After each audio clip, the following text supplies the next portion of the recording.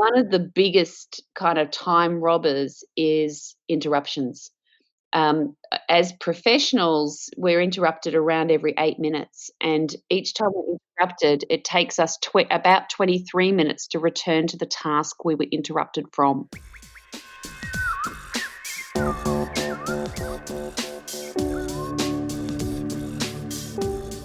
Welcome to the Marketing Study Lab podcast with me, Peter Sumpton, the Lego master of marketing and marketing consultant, providing you with the building blocks you need to be a successful marketer.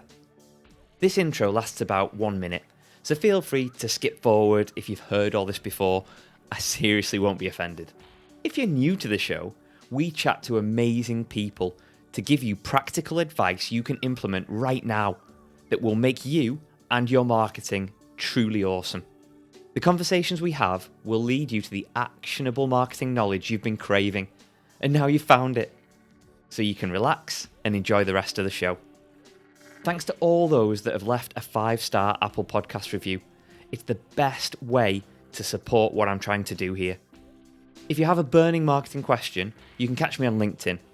I know I'm supposed to say the links are in the show notes, but let's face it, you've got better things to do than try and find those pesky show notes right now. Enough of the show intro. Let's get on with introducing our guest.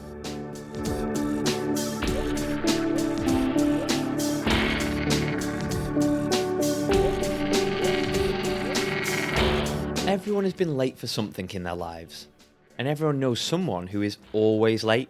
This isn't a good thing, it's just a thing. But in a time-sensitive world, how can we claw some of this back and start to take control of time? The same time that everyone else has in the world, 24 hours a day. Let's chat to Kate Christie, founder and CEO of Time Stylers. Kate is a time management specialist, global speaker, consultant, and best-selling author of 4 books, the most recent of which is Me First, the guilt-free guide to prioritizing you, and the links are in the show notes. Kate consults on maximising time with a reputation for helping clients find 30 hours of lost time a month. So in this episode, we're going to cover the main time stealers, time investment tips, making sure your day is productive, what teams need to focus on to become more productive, and can we rely on technology for time management? Okay, but for someone so focused on time, I need to know, Kate, if you were a time lord, what time period are you taking us to? Oh, very, very easy for me. Okay. I would be taking you to the Tudor Times in England, Okay. Henry VIII, Cromwell, all of the wives. I would be there in a heartbeat. I would be part of the court, but not close enough that I could have my head chopped off, but definitely right in the mix of things. I love it. Just in the mix. Just cause a bit of trouble, but not enough to get You know yourself in trouble. circulating and making sure I'm on the list for party invites, but not actually, getting myself too close for unwanted attention. Nice one. I'd love to know what they do in our times and what their invites would look like, whether they call it a mashup, whether they just call it a soiree, what they'd actually, what would be the invite. That'd be an interesting one. An execution, perhaps? Yeah, absolutely. Yeah. You're cordially invited. Brilliant. Signed by the person who's been executed. Lovely stuff. What a beautiful time to be alive. Excellent. Right. Great stuff. Anyway, enough of that. Tudor Times it is. Let's bring it right up to the present. And what's the story that brings you to this point in your career? And can you explain what you're up to now? Sure. So, I'm very happy to share my age. I turned 50 this year, which Congratulations. thank you. It's a great age to be because, I wish I had the confidence in my 20s and 30s that I have now, that sort of I don't care what you think of me confidence, and I don't need to find new friends, and I'm happy to really just play by my rules confidence. Love it. Getting here, I look, Peter, I was one of a generation of young Australian women who was told that I could have it all, Mhm. and I genuinely believed it. And for me, the formula for success was hard work, lots of ambition, a little bit of talent, and I could pretty much have whatever I wanted. And it worked really well through school and uni into my career. And it wasn't until the year 2000. My kids call the prior to the year 2000, they call anything prior to the year 2000 the olden days. So I guess when we clicked from olden day times into the year 2000, and I had 3 babies in 3.5 years, Wow. and the wheels fell off. And that whole theory of you can have whatever you want and be whatever you want and do whatever you want and you can have it all, it just it lost its gloss, and, which is what got me to what I do now, which is all around smart time management and time investment and how to maximize your time, because I really, felt completely lied to, and it was totally misrepresented that I could have it all, because whilst trying to juggle my amazing career and my little family and trying to be it all and do it all and have it all, it just wasn't possible for me. And ultimately, what I did was I opted out of my amazing career because I backed myself into a corner where I thought, well, I could either have this great career or I could be a good mum, but not both. And Mhm. that was the wrong decision because I loved my career and I loved what I was doing. But what it did was that I guess it gave me the headspace to reframe and think about my time differently. And I solved the problem for myself because basically my problem was how I was using my time. So I Mm. put a lot of time and energy into resolving that. And that was one of those sort of sliding door moments where that then became my future. That's cool. I like that. I like that kind of pivot. And yeah, it's interesting what children do to you, isn't it? It changes your whole perception, mindset, and a whole host of things. And I'm a strong believer of not pandering to what you might see on TV or what other people might tell you or what your perception has always been about children or life, because we see it everywhere, and it's almost you are now a mother, so you have to act in a certain way. You are now a father, so you do this or you believe in this. And I don't think that's true. I think you make your own rules, like you were saying. Yeah, I think that the look, without question, the pressure on me to have this sort of mum role, whatever Mm, that looked like, and to take a break from work to be the carer or to be the one that had to make career sacrifices and then try and fit into this sort of crazy little box of flexibility that I was offered. There, without question, that all um, was part of the reason why I ultimately opted out. hmm. And I think that and this is certainly the case in Australia, and I would be surprised if it wasn't the case in Britain as well, but you can tell me. Hmm. Um, the number of women in their sort of 30s, 40s, 50s, mainly 40s and 50s, starting their own business Hmm. is phenomenal, and it's way overtaking the number of men starting their own business, and it's because, it's almost like a rebellion, if you start your own business when you've got kids, it means you make the rules, and you set your hours, and you set your workplace, and you work out how much you're gonna pay yourself, and there's this real groundswell here around women starting up these phenomenal businesses. And so corporate Australia is absolutely bleeding talent. Hmm. Yeah. It's the same in the UK. I think male or female, I think there's this huge shift to realizing, and everything that's happened in 2020 has made this grow exponentially. But it's this huge shift towards, well, why do we do this? Why is this a thing? Why do we have to sit at this desk for this amount of time to produce a particular thing?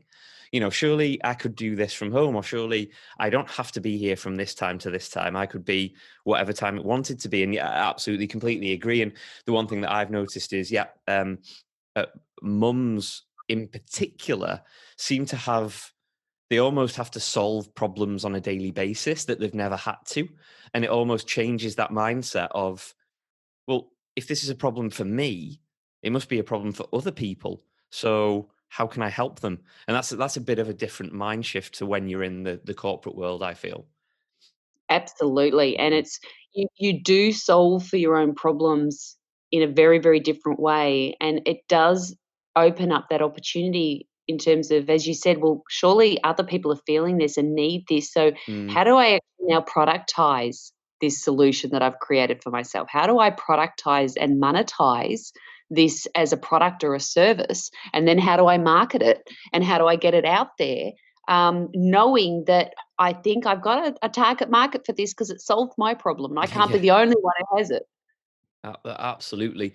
So just moving the narrative a little bit before we go into any actionable tips and topics. Just want to cover your book, Me First: The Guilt-Free Guide to Prioritizing You. Just tell us a little bit about that and why you actually wrote it. Yeah, thanks. So it's actually my 4th book, and you know what? I guess, Peter, I wrote it, and it sort of circles back to that bit I started with at the start about, turning 50 and having this level of confidence, but it was around making sure that no other woman, and obviously guys can read the book as well, but it is targeted at high performing women who are also mums, but equally high performing men who are also dads would get as much out of the book.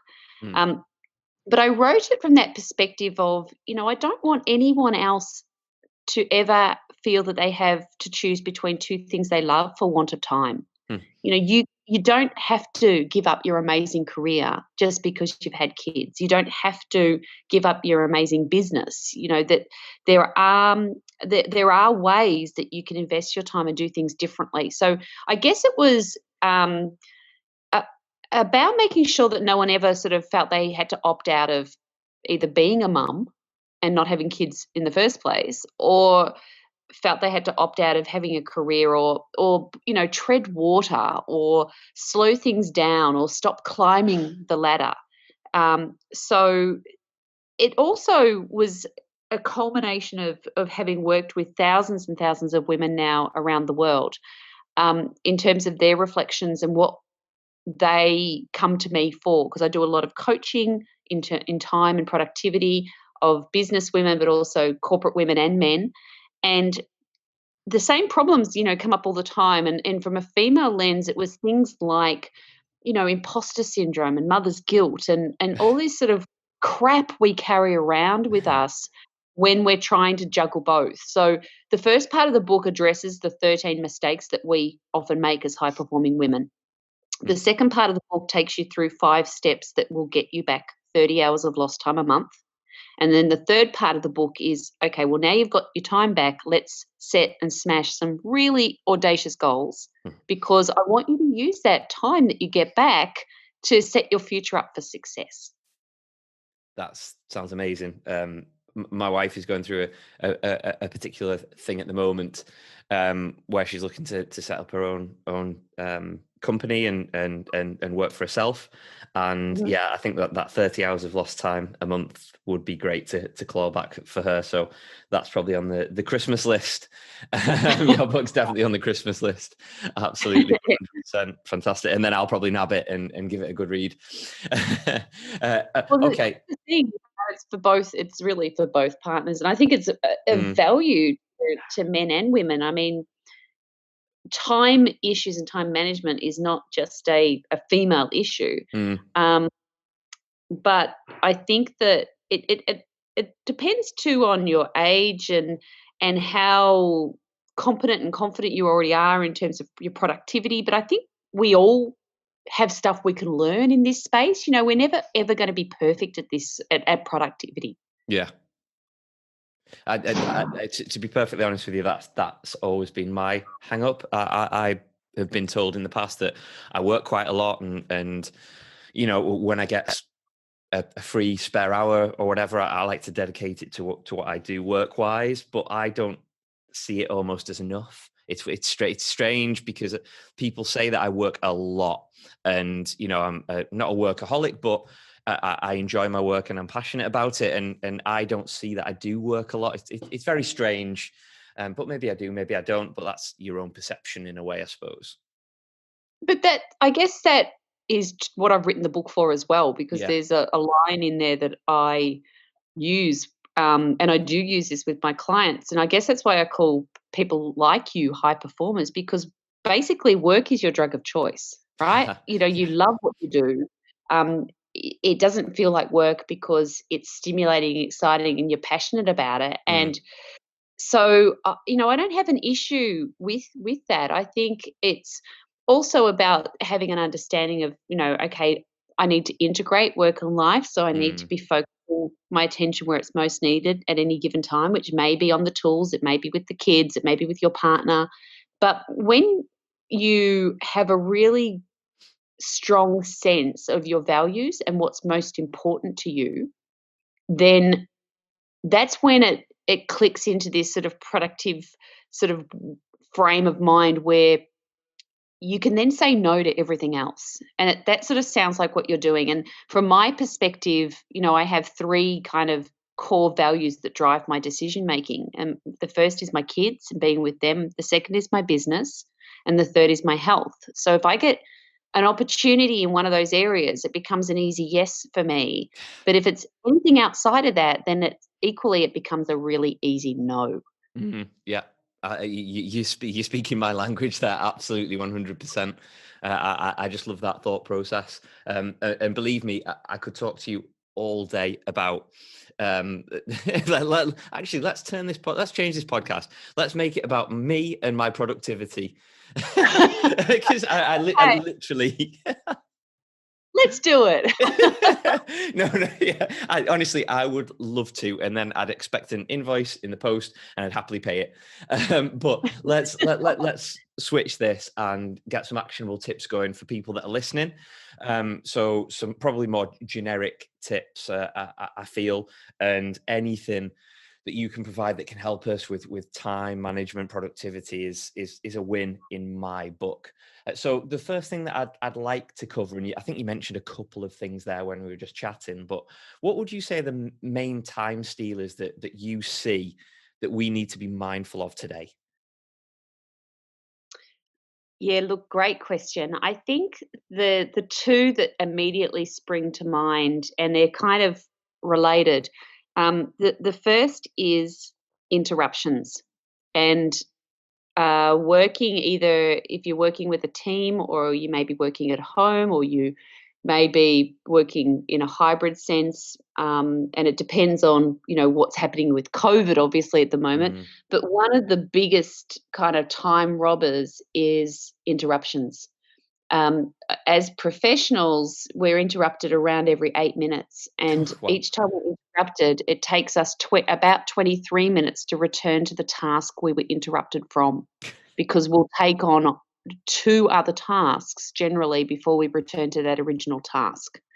So if you're being interrupted every 8 minutes and it's taking you 23 minutes to get back on task, you are not getting any work done. mm, Um, the other thing to be aware of in terms of interruptions is that the vast majority of interruptions we entertain are actually self sort of sabotage, where we go looking for a distraction. Oh, there's a butterfly, or oh, the postman's here, or oh yeah, I can do with my 15th coffee. So yeah, absolutely, it's yeah. about that level of discipline. And if you are working with a team or you're around other people, it's very worthwhile to discuss this and agree as a team. Look, you know, in the mornings from 8 till 12, we're just not going to interrupt each other. Everyone's going to get their work done. And then afternoons, we can have meetings, you can ask questions. It's kind of free for all. Or, just have the discussion. The other thing is that, you may be the interrupter, right? Mm, Oftentimes when I'm working with my clients and running presentations or workshops, and oftentimes it will be the boss who's actually really guilty of this, who's the interrupter, and they're interrupting their staff all the time, which means their staff aren't actually getting any work done. So just be aware of that one. Mhm. The other one, the second big time kind of drag or sap is our devices, and being so accessible all of the time. You know, we live in the age of information. We live in this phenomenal age of technology, but what it means is, on the whole, most of us are accessible all of the time. Mhm. And if we don't set boundaries around our device usage, then it becomes a really phenomenally catastrophic drain on our time. Mhm. And one of the things I ask people, and you know, let's ask your listeners right now, you know, sort of hands up, who checks their phone within 15 minutes of waking up. Mhm. um, and you know, generally most people will kind of put their hand up. Now, unless you're a first responder, you know, a policeman or a fireman or a, you know, a surgeon, um, you don't need to be checking your phone first thing in the morning. And as soon as you check your phone, you've lost control of your day, because you probably had this great plan as to what you were going to do and the tasks you were going to work on and what your priorities were.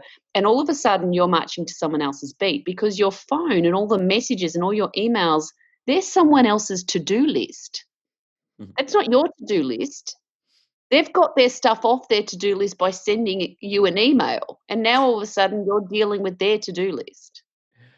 That makes me laugh so much. I'm just dealing with somebody at the moment, and that's very, very, very much what they do. You have a conversation with them, and for some reason, you end up with 8 action points, and they end up with none. And it's how's that? Yeah, How's that a thing? that's it. You just got to stop talking to that person. Yeah, yeah, absolutely. Yeah, I agree. Yeah, I mean, with devices, it's interesting because, you know, I use mine as my alarm, which is probably a no-no, or at least put it on plane mode or something like that, so you're not getting anything through for when you wake up. But I'm a huge stickler for that. The one thing that I do, my input to that, and time stealing, particularly devices, is I literally, and I mean literally, throw my phone on the bed and then go back into the office. Not that my bed's in an office. I mean, I work from home. But I literally throw my phone on the bed, go back to my office space, and carry on working. And then I know to physically get up, go to the bedroom, get it off the bed, look at it is a chore. And that means I'm not going to do it. So that's my little tip if somebody is struggling with their devices. Yeah, absolutely. I think that's a great one. And um, particularly when you're working on something sort of intense or hard or strategic, or if you've got to, you know, be, if you're going to be on a podcast, or if you're going to be on a Zoom call, or running, you know, a webcast, you know, training session, or whatever it is that you're doing, if you know that you have to focus in an undivided way, then that's when you've got to put your phone out of reach. Mhm.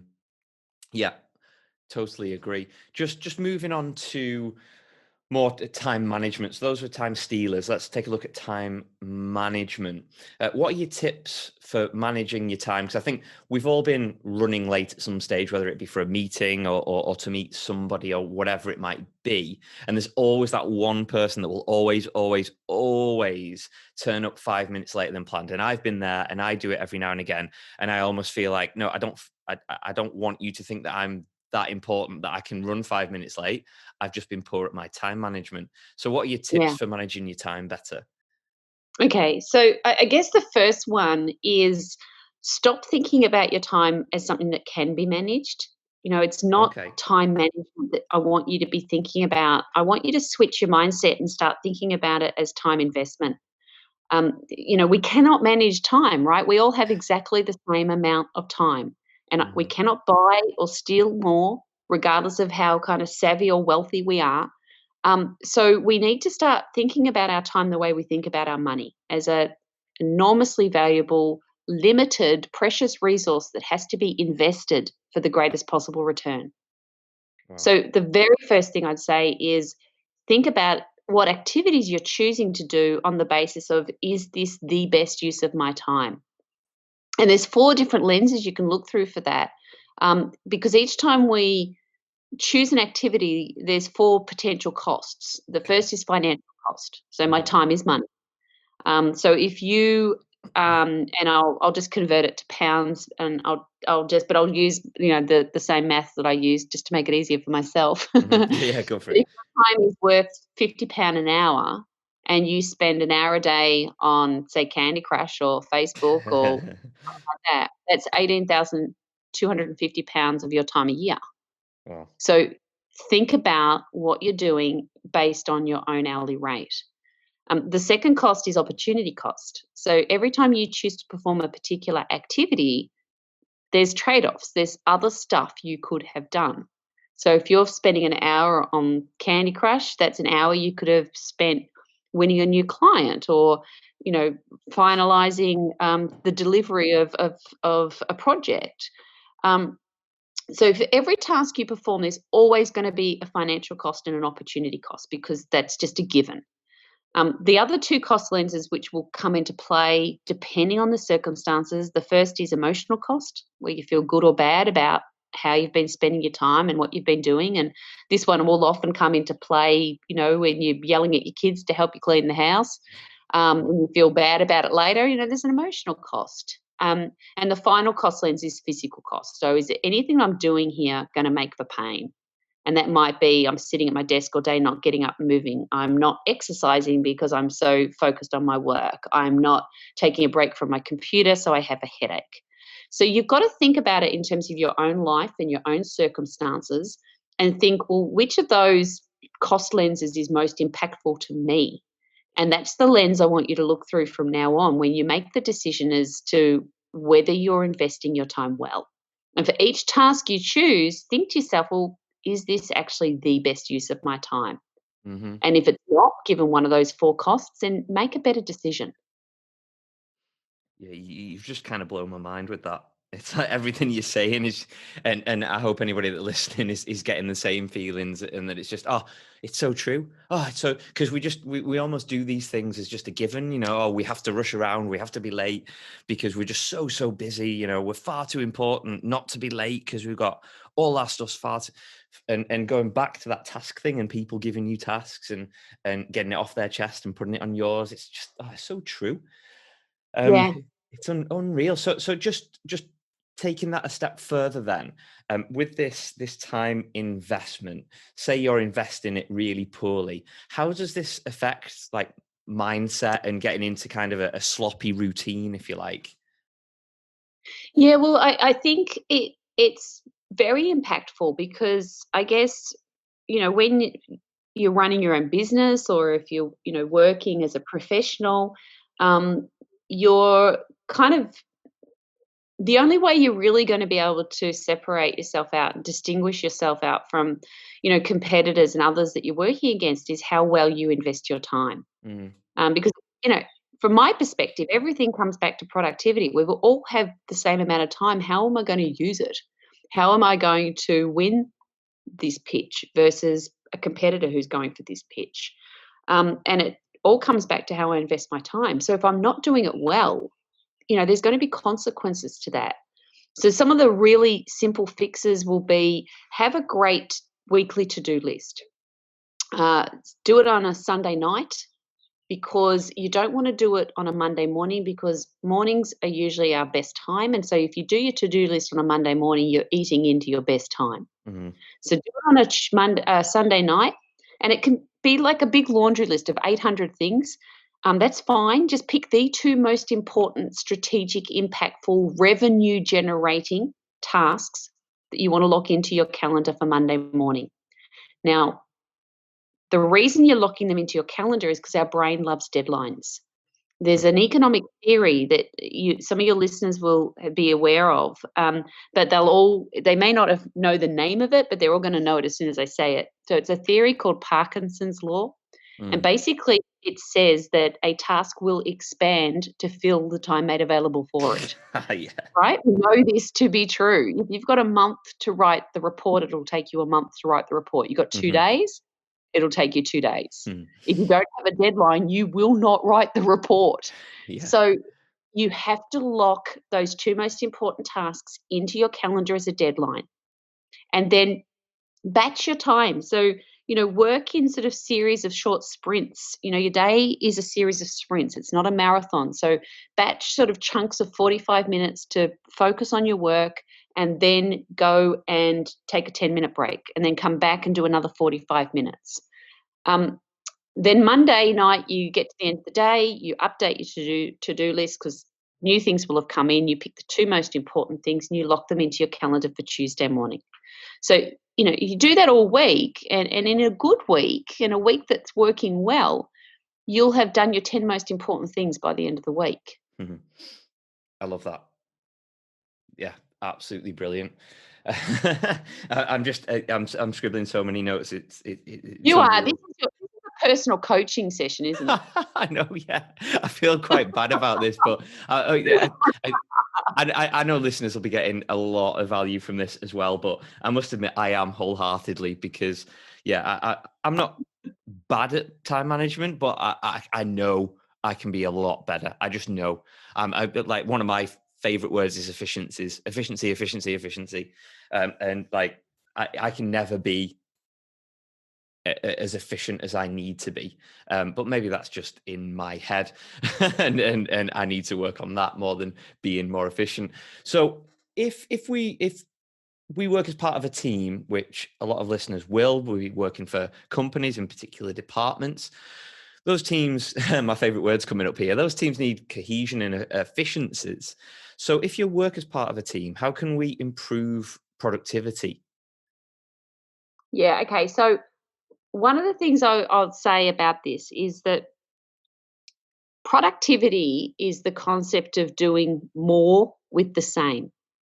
Okay. Efficiency is the concept of doing the same with less. Right. Okay, so when we talk about let's be more efficient, it usually means, okay, how do we produce exactly the same outcomes but with less resources, Mm-hmm. or with less people, or with, less time? Whereas productivity is all about how do we produce more but with the same. So the same number of people, but we just work smarter, so we're producing more and better results. So it's this whole thing about working smarter. So Okay. I guess the first thing I'd say to you is embrace productivity over efficiency. Um, the second thing, in terms of being productive and working productively as a team, is I think it comes back. I do a lot of work with corporate teams around their team productivity and their team dynamic.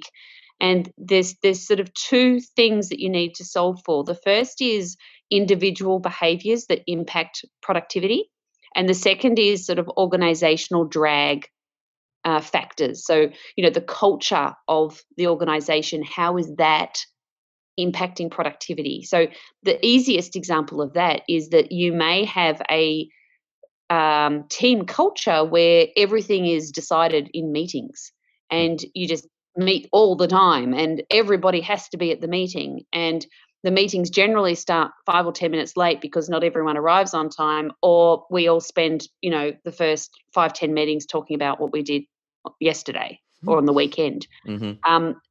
That's an example of a culture which has um, the organizational drag. There is the way that team is using and managing meetings. So, some of the fixes around that would be, okay, from now on, every meeting has to have an agenda. So if you call a meeting, you have to have an agenda. Um, Secondly, let's not have hour-long meetings just because our computer default in our calendar lists meetings for 30 and 60 minutes. Let's have 10-minute meetings or 20-minute meetings. The third thing is that meetings are for subject matter experts and decision makers, not for spectators. So let's not invite every single person along to the meeting.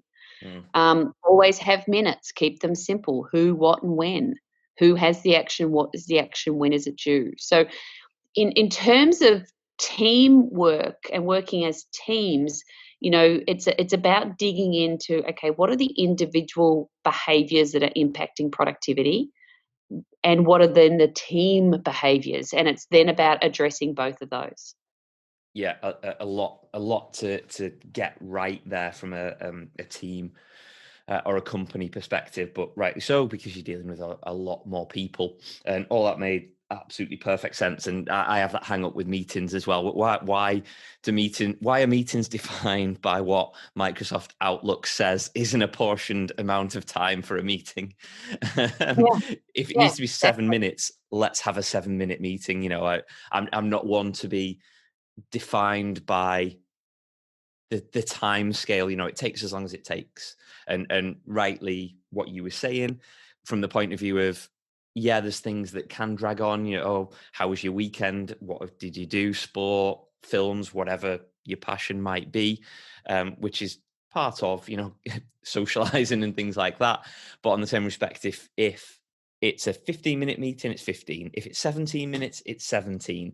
And usually what yeah, happens, particularly in the UK, or what I've found, is that you'll spend the first, say it's an hour, you'll spend the first 45 minutes. And I suppose this goes back to Parkinson's law. You spend the first 45 minutes chatting rubbish and everybody's fluffing their feathers. And then the last 15 is, oh, we need actions. What's everyone going to do? Quick, quick, quick. We've only got 15 minutes left. yeah. And what a waste of time. I mean, as an organization, you can cost that out, right? So Mm, say, okay, if we just met for an hour and there were 5 people at the table and each of them have an average hourly rate of £100, that's a £500 meeting. If we do that 3 times a week, that's a £1,500 cost. And let's multiply that across the year. mm. That's costing you the team. That's costing the organisation hundreds of thousands of pounds. I really like that. Let's cost it out from a monthly or yearly basis, because that really extrapolates the actual physical cost of something that you don't really quantify enough, really, people's Yeah, time. Uh, that's it. okay, so just moving on to technology then. I think we can rely on technology too much sometimes, and we were talking about devices being a distraction. That's absolutely bang on. But with that in mind, are there any tools that you're a fan of? Yeah, look, I guess I'm very much a pen and paper girl Mhm. when it comes to the basics. But in terms of, look, there's a whole heap of sort of time recording apps that are really, useful if that's the sort of, if you are a technology person. I guess my favorite from a technology perspective is Trello. I really love Trello. I Mm, use it with my team. It's great for, identifying and recording tasks, for allocating tasks, just for really simple report back. So I think, that works very, very well. I think if you're trying to get a handle on when your people are working and what they're working on, then some of the apps around time recording are good. I also use, I love my go tos will be, a teleprompter on my phone or on my mm. computer. Um, I do a lot of voice recording for myself when I think of something. If I'm in the car or I'm driving, I'll just record an audio message and, to myself. So I'm sort of pretty kind of old school and basic Mhm. from that perspective. But what I would say though is that if you are looking for an app that is in some way going to enhance your productivity, just be really wary, and it's probably best to tap into your network and say to your cohort, look, what are you using to do X? Mm. And find out what's working, what's not working, and then get someone who's kind of like a raving fan of the app to show you exactly how they use it. It's going to save you an enormous amount of time. And don't kind of app, you know, jump and shop, because a lot of time is spent just searching for the new version of something or a new, way of resolving this, or, that in itself is a waste of time. Productivity apps are the most searched apps after dating apps. Wow. People are using up a lot of their time just looking for answers. So, and oftentimes it's more about, okay, decide on the one you're going to work out how to use it really well and stick to it. Yeah, wholeheartedly agree there. There's so many, not just from a productivity or a time management perspective, but there's so many different apps and software out there that you can almost become susceptible to thinking that you need all of them, when really, bang on what you said, you should pick one, maybe two that are going to help you, and then make them work for you and ignore the Yeah. rest. Yeah. Okay, Kate, you've given so much value. It's like been unbelievably amazing. But like to finish every chat with some quick fire questions if you're ready for these. Absolutely. Let's do it. So, what was the last thing you remember Googling? You know what? This is terrible. The last thing I Googled was my new book, Me First, because I wanted to see whether there were any new customer reviews. Hey, there's nothing wrong with that. We all need to see reviews, Oh don't my we? God, what an admission. But at least you know now that nothing else I've said in this call has been a fib or a lie. Because for me to admit to that is obviously, absolutely appalling. I love it.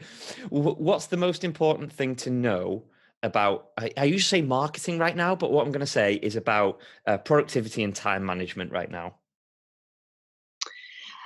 I think the most important thing is that we have literally overnight had this massive global experiment where we pretty much have proven that we can work quite productively from anywhere. And as an organization or as a team or as a small business owner, you need to reflect on exactly what you implemented as a workaround to help you through COVID, that you think, hang on a minute, this is actually saving me time, or this is something I definitely want to take into business as usual version 2. Yeah, yeah, I completely agree with that one, and I hope a lot of organisations and people that are listening to this do heed that advice. Definitely. Uh, why do you do what? Sorry, let me rephrase that. Why do you do what you do? Why do you love what you do? Firstly, I love having my own business because, I love being my own boss and I love getting to choose who I work with, when I work, and what I do. So I Hmm. love that. In terms of the time investment side of things, I love it because I get to literally change people's lives. And I know I'm not a heart surgeon and I know I'm not, operating on people's brains and anything like that. But if I can take one person and help them change the way they work and live so that they can curate the life they love for themselves and their families, then that makes me feel really good. Hmm. Excellent. Kate, final question, most important question of this whole chat. If people want to find out more about you and what you do and read your books and all that kind of jazz, where should they go? So my website is called Time Stylers. So it's www.timestylers. My book, Me First, is available on Amazon in the UK. And please connect with me on LinkedIn because that's probably my main platform for connecting with people. Fantastic. All those links will be in the show notes as per usual. Finally, from me, Kate Christie, thank you so much for joining me. It's been an absolute pleasure. Thank you so much. Thank you. Thanks for having me.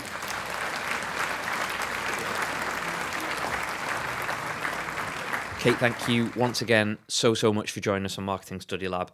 I felt like that was a bit of a therapy session for me in time management, investment, and productivity. So here are my takeaways from that episode. Firstly, the top tip.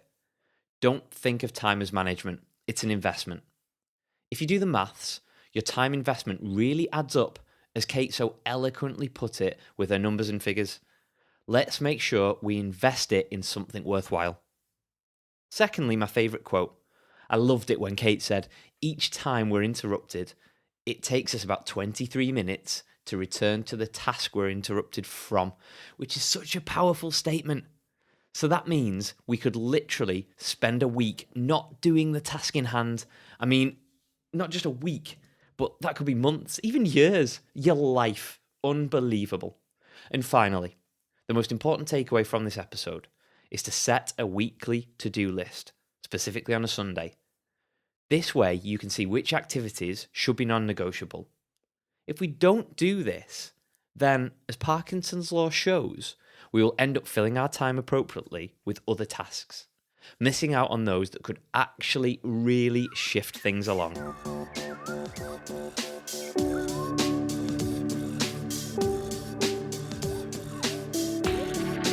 Thank you so much for joining us today on Marketing Study Lab. It really means the world that you're listening to this out there, and hopefully I've provided you some value. If you're looking to know more about what Marketing Study Lab does and is about, go to marketingstudylab.co.uk or get in touch with me personally, LinkedIn, Facebook, Twitter, or feel free to email me at peter@marketingstudylab.co.uk. Happy marketing.